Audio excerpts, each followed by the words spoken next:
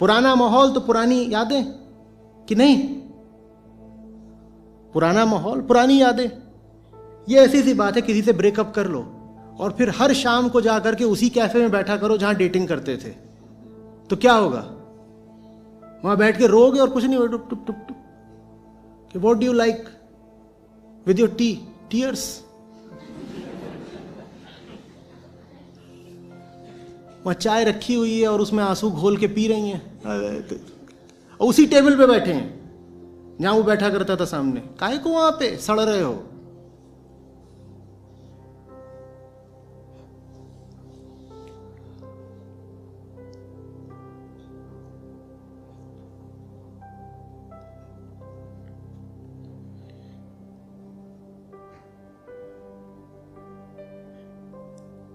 और लोग चाहिए होते हैं, जहां आप बैठी हुई हो वहां नहीं मिलेंगे और लोग आपको बात करने के लिए, संबंध बनाने के लिए। वहां मिल ही रहे होते तो वहां आपको विद्रोह क्यों करना पड़ता? सर्वप्रथम दुनिया अच्छे लोगों से खाली नहीं है, लेकिन आप चाहते हो कि घर बैठे मिल जाएं तो नहीं मिलेंगे। स्वर्ग भी इसी जमीन पर है, नरक भी यहीं है।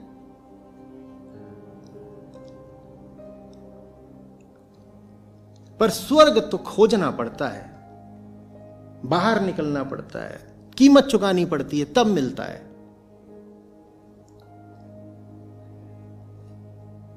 क्षेत्रीय दंभ रखने से कुछ नहीं हो जाता। अजी साहब, अमेरिका में क्या है? अमेरिका में क्या है? आप बिजनौर आए कभी? हाँ, आपको दिखाएंगे। ये नासा वाले एक रिक्शा नहीं बना सकते,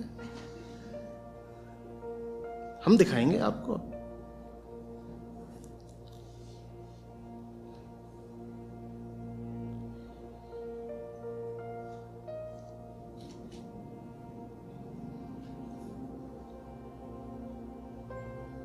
मंगलयान नहीं चला इनका। आप पटना आइए, यहां हम रोज शनि देवता से बातें करते हैं, यान की भी जरूरत नहीं है।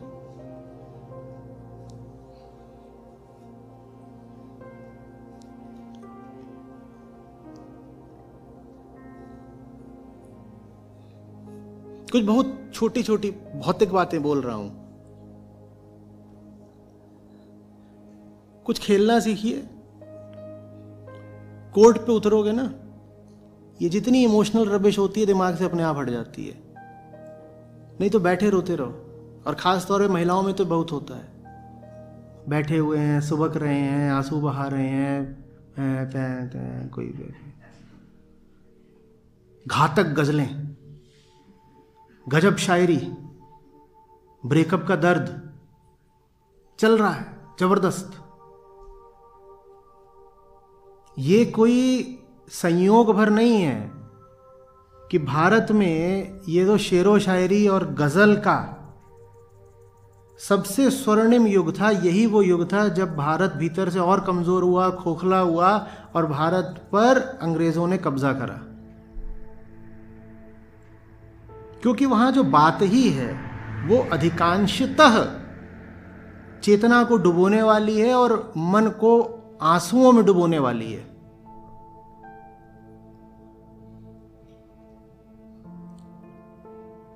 वहां कुछ ऐसा नहीं है जो उदात्त हो, जो उठा देता हो आपको। वहां कुछ वही सब है जो आपको गिरा देता है, पस्त कर देता है और आप में भाव ला देता है कि मेरा तो परिस्थितियों ने शिकार कर लिया, मैं तो विक्टिम हूं, मैं क्या करूं। या फिर फूहड़ आशिकी, तेरे होंठ, तेरी जुल्फें, तेरी आंखें, ये वो। और मैं इनकी बात क्यों कर रहा हूं? क्योंकि यही वो सब चीजें हैं, व्यर्थ की उथली भावुकता, जो आपको जिंदगी में कोई भी सार्थक काम करने से रोक देती है। सब समझते हैं,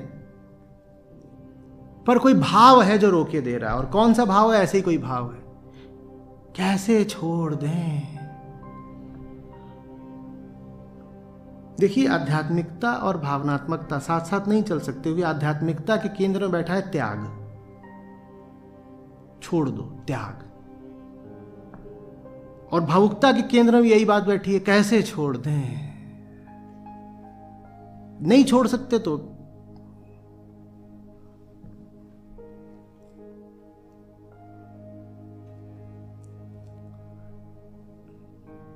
दस 12 साल पहले की बात होगी।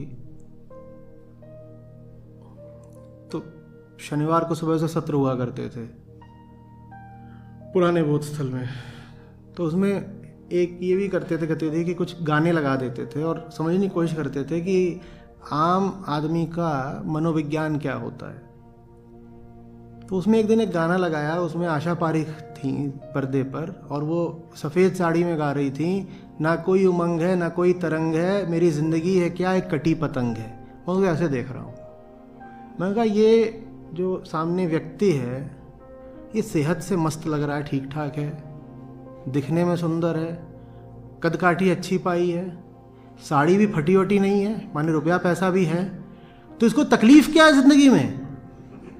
ये काय को ऐसे गा रही है, ना कोई उमंग है ना कोई तरंग है, मेरी ज़िंदगी है क्या कटी पतंग। क्यों कटी पतंग है? और मुझे इस बात से बहुत आपत्ति इसलिए भी है क्योंकि सांस्कृतिक रूप से मैं भी वैसा ही रहा हूं। मैंने भी अपनी जिंदगी में व्यर्थ की बहुत सारी भावुकता का बड़ा बोझ ढोया है और दंड भी भुगता है।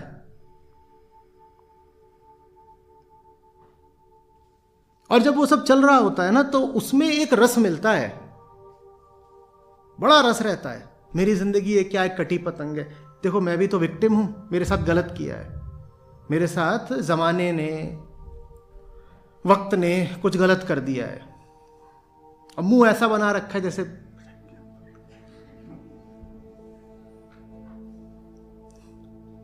दुख अपने आप में कोई वर्च्यू नहीं होता, ये समझिएगा। दुखी होना अपने आप में कोई पुण्य की बात नहीं होती। लेकिन भारत में यह मूल्य बहुत व्यापक हो गया है कि जो दुखी है वो पुण्यात्मा है।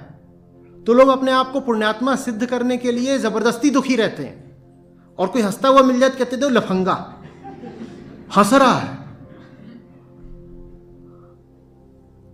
हंसना, आनंदित रहना ही जैसे पाप हो गया, अपमान की बात हो गई।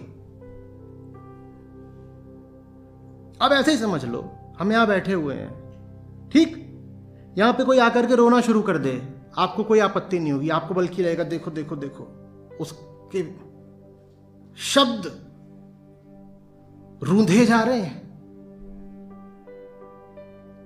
भला आदमी देखो रो पड़ा। अभी यहां आके हंसना शुरू कर दे, हैं कहते बदतमीज आचार्य जी के सामने हंस रहा है। अरे ये आध्यात्मिक जगह है, यहां हंसा नहीं जाता, यहां रोया जाता है। काहे को रोया जाता है? क्यों रोया जाता है? रोने के लिए भी कोई वाजिब वजह है क्या आपके पास? क्या आप संसार की दुर्दशा पे रो रहे हो? आप उन वन्य प्राणियों पर और वनों पर रो रहे हो जो नष्ट हो रहे हैं, खत्म हो रहे हैं। आपके पास रोने की कोई वाजिब वजह भी नहीं है। आपके पास रोने के लिए बस क्या है? कुछ नहीं, बस मनहूसियत है। क्यों रो रहे हैं? मनहूस है इसलिए रो रहे हैं, आदत हो गई है रोने की तो रो रहे हैं।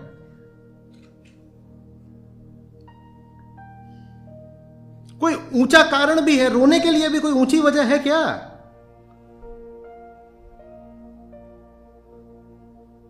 मुंह ऐसे हो रखा है बिल्कुल ऐसे जैसे आटा गूंथ दिया गया हो, ऐसे पूरा मरोड़ दिया। क्या हुआ? कुछ नहीं, टट्टी नहीं खुली।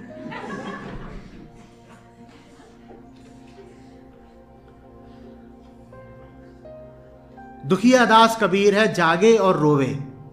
वो भी रोते थे, वो अपने जागरण के कारण रोते थे, वो जगे हुए हैं तो जगत की दुर्दशा देख के करुणावश उनके आंसू आ जाते थे, वो अलग बात है बिल्कुल। आपका मुंह क्यों लटका हुआ है? क्यों? ये सिद्ध करना चाहते हो कि शहीद हो, कि तुमने भी कुछ पाया?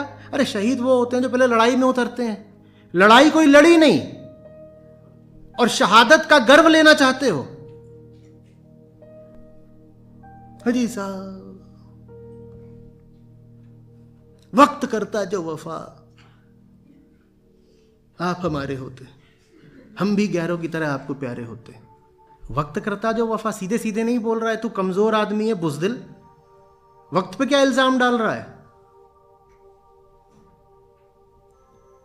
कोई चीज ही तेरे सामने, अगर वो वाकई कीमती थी और तुझे प्यार था तो जाता हक के साथ छीन कर लाता। तब तो टांगे कांप गई, कोई साहस नहीं दिखा पाया। अब कह रहा है वक्त करता जो वफा। वक्त बेवफा है, वक्त बेवफा है।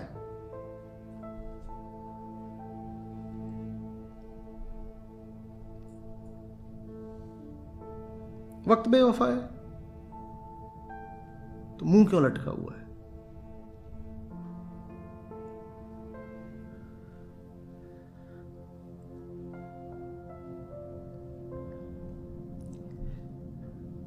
देखो, समझो, तुम्हारे पास बहुत वक्त नहीं है। तुम अभी मर जाओगे। तो बात क्यों नहीं समझ में आ रही? अभी मर जाओगे। क्या बचा रहे हो? तुम्हें मरना है। क्या बचा लोगे? रो के क्या मिलेगा? लड़ जाओ।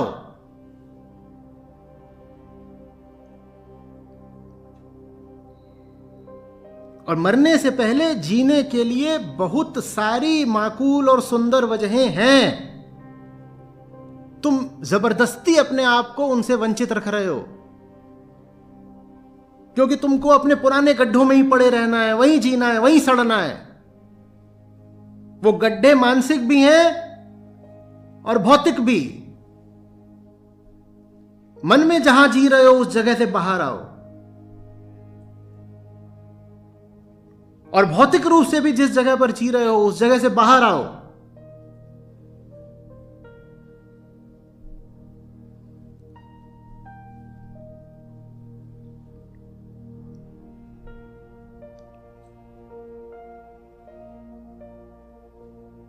कोई बाध्यता नहीं है। जितनी भी तुमने अपने ऊपर बाध्यताएं बना रखी हैं, ये सब लेकर के चिता पे जाओगे क्या? मैं पूछ रहा हूं।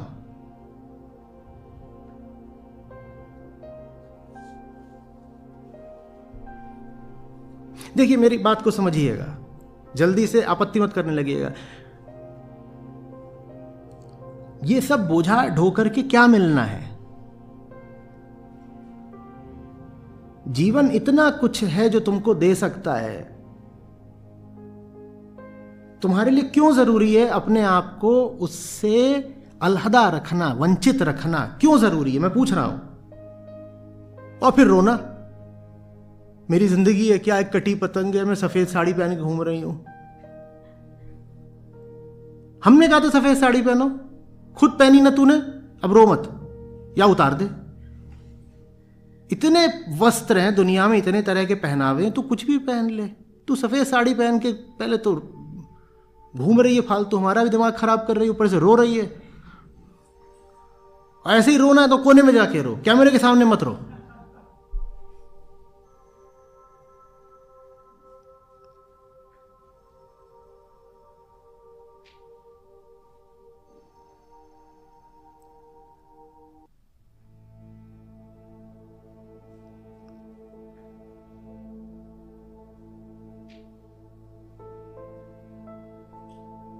गंभीरता से लेने वाली एक ही चीज होती है, जिस चीज पर कोई समझौता नहीं किया जा सकता, जिस चीज को बिल्कुल बदला नहीं जा सकता, वो एक ही चीज होती है, मुक्ति। उसके अलावा सब कुछ बदलना सीखो। पुरानी सोच, देहगत भावनाएं, ये गंभीरता से लेने वाली चीजें नहीं हैं। बहुत गंभीरता रखो जीवन में बस एक चीज के लिए, क्या? जन्म का उद्देश्य है मुक्ति। बाकी सब चीजें निगोशिएबल हैं, बाकी सब चीजों को आगे पीछे किया जा सकता है, कभी स्वीकारा जा सकता है, कभी त्यागा जा सकता है। कुछ भी और नहीं है जो नित्य है। नित्य समझते हो? जिसको बदल ही नहीं सकते। बाकी सब कुछ परिवर्तनीय है और उसमें परिवर्तन होना चाहिए। मत डरो। यहां तो लोग हैं जो इस बात से भी डरते हैं कि जिस तरीके के बाल 20 साल पहले रखे थे वैसे ही तो रखने, हेयर स्टाइल बदलनी नहीं चाहिए। तुम्हारे हेयर नहीं बचे, हेयर स्टाइल बचा के रखे हुए हो, गंजा हो गया, हेयर स्टाइल पुरानी है। वो जाता है वहां नाई के सामने आता है, बोलता है वही जैसा कॉलेज के दिनों में मेरा स्टाइल था, काट दो। बोलता है टकले की चंपी कर सकता हूं, काटने के लिए कुछ बचा होगा तो ना काटूंगा।